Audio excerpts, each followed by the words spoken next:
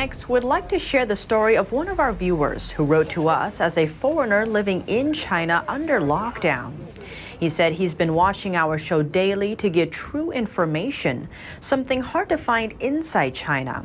He does this through a special kind of software, which helps overcome the regime's internet blockade. For safety reasons, we'll keep him anonymous. He told us there are two groups of people in his city. The first group, making up about 90% of locals, still blindly supports everything the Chinese regime does. The other 10% want to get back to work and feed their families.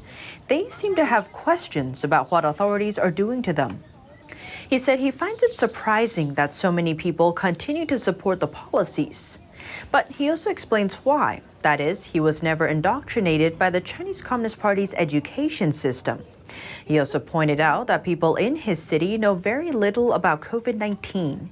He said they don't understand it's a respiratory illness that jumps from person to person and attacks the lungs. Neither do they understand the danger of crowds or dining in restaurants. What's more, they are unaware that Chinese-made vaccines perform poorly compared to foreign-made doses.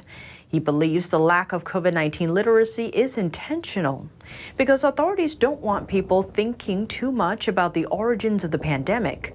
Instead, he says authorities feel the most important thing is for people to trust the regime in everything. Confined to his home for weeks, he fortunately has enough food, but said he got a new appreciation for what the Jews experienced in World War II. He went on to say that locals don't question it when their neighbors disappear and are taken to quarantine camps. He said he's pretty sure if he disappeared, no one would come looking for him because there's so much blind trust in the Communist Party.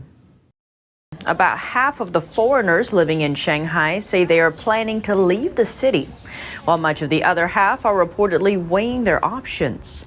A mid-April survey was conducted via a local branch of Hong Kong Focus Media. It interviewed 950 foreigners living in Shanghai.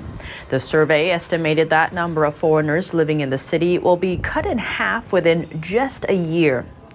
Nearly 50% of those interviewed said they plan to leave Shanghai in the coming year, if not sometime sooner.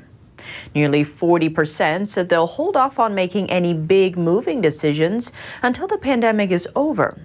More than half of those surveyed hold a master's degree. And more than 210,000 foreigners lived in Shanghai in 2020 before the pandemic broke out, the most among Chinese cities. Shanghai authorities announced a white list of over 600 companies in mid-April. Businesses on the list will reportedly get priority for reopening and resuming normal operations. At the same time, foreign businesses running in the city say they've had a hard time staffing their factories again because of the city's widespread lockdown orders. A mix of political and business risks have made Shanghai less attractive for investors in recent months. According to recent data from the Institute of International Finance, foreign investors are pulling money out of China on an unprecedented scale. Worth noting, other markets saw no comparable outflow during the same time period. Some residents in Shanghai don't seem to be in a forgiving mood. Lockdown orders have been lifted for some of the city's neighborhoods. As many of them emerge from their homes for the first time in weeks, the Chinese Communist Party seems to be taking the opportunity to boost its reputation. Residents in some buildings were asked to come downstairs to sing songs praising the regime. The lockdown in this building is about to be lifted. After they've been shouting for a long time, asking residents to come downstairs, no one is willing to come down and sing praises in front of the Chinese Communist Party flag. The show cannot be staged.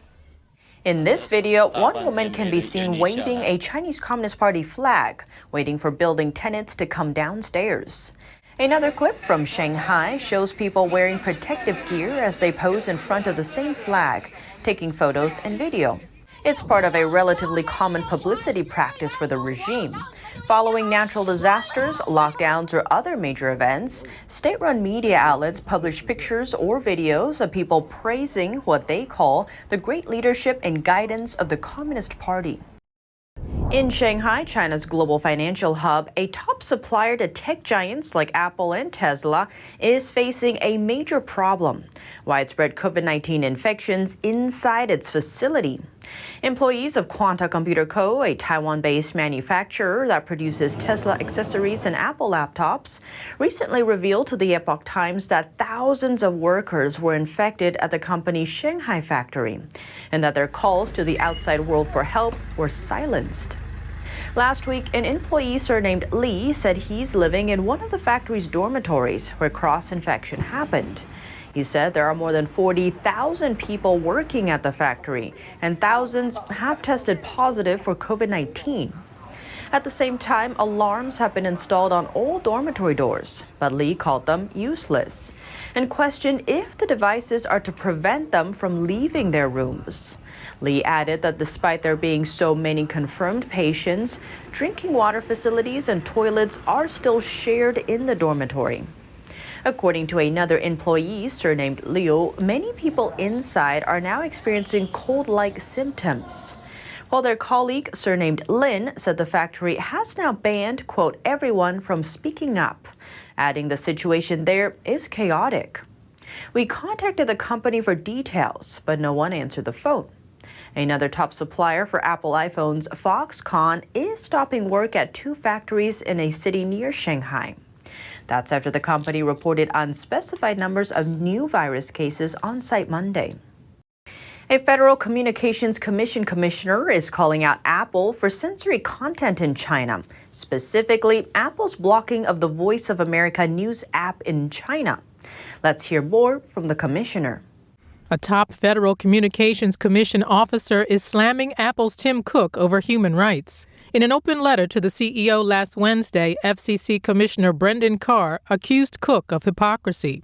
Carr says that's because Apple had done, quote, the bidding of Communist China by removing Quran and Bible apps and the Voice of America mobile app from its app store in China. For decades now, we have heard from large global corporations like Apple that preach about these human right values. And at the same time, they're totally compromised in those values because they are standing shoulder to shoulder with genocidal regimes like Communist China.